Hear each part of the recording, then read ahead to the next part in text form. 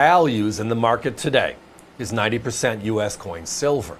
We talked a lot about the Mercury dime, whether they're circulated, high-grade circulated, or every once in a while those gorgeous uncirculated specimens. And boy, are those special. We've had the last 5 of the Mercs a couple of times. The number of phone calls we've received in the last 2 to 3 weeks has been rather intense, and we appreciate it. We've had P's, we've had D's. How about the S's? Do you have any of the S's? So, your wish, we're doing our best. Here we go. First time out, the last 5, San Francisco Mercury dimes. So the story of the Mercury dime is a pretty simple one, right?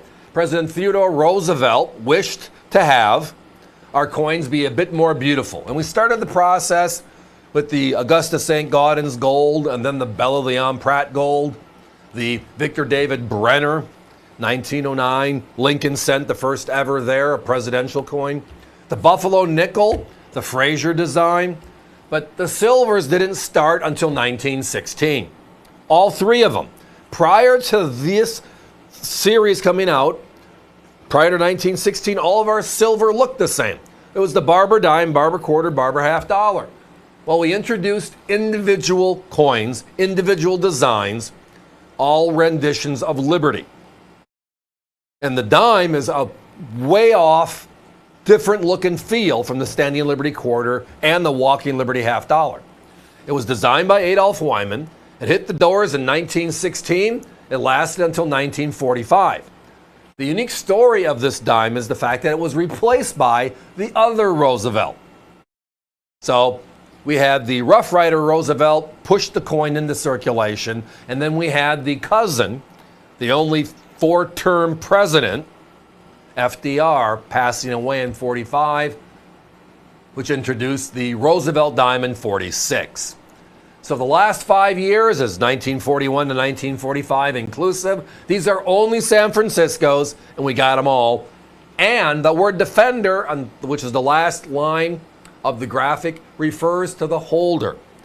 A lot of people ask questions. Do you have any more uncirculated this or that in that beautiful new holder?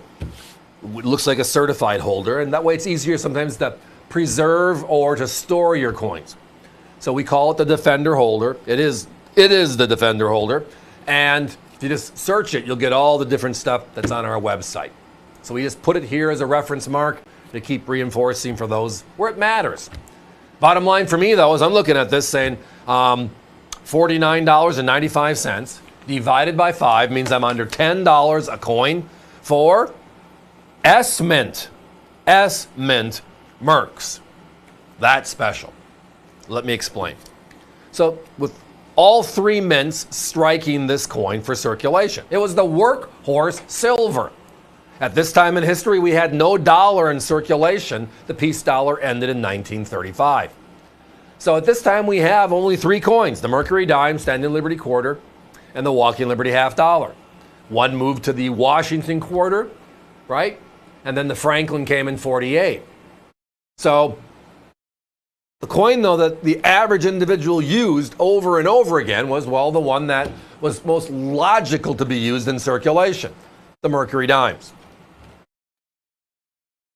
You look at mintages, that's why the San Francisco stand out. That's why you go doing with the concept and say, hold it, pause.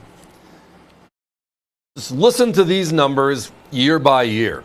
1941, the coin on your far left, 175 million P's, 43 million S's. It's the lowest of the year. 42, 206 million P's, 49 on the S's, the lowest of the year. 43, same story. 44, same story. And the numbers keep on getting bigger and bigger on the P's and the same number on the S's. So the key is the S's, which is, by the way, the reason why for us it's outlast. It's not that we're not looking for it. It's just harder to find them because fewer of them were made. And because fewer were made, they were also pushed heavily in circulation. NGC, PCGS population reports, which we use as a guide for help, kind of point that out as well. P's and D's are out there, S's are not. Population reports for the last 40 years say pretty much the same thing. Here's my competition. We found no one that had all 5 of these in uncirculated condition together.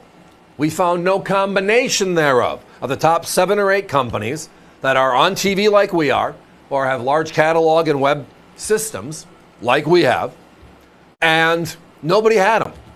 What we did find was putting together between uncirculated and some that are about uncirculated, a little lesser quality, and we ended up north of $140 for the same 5 coins.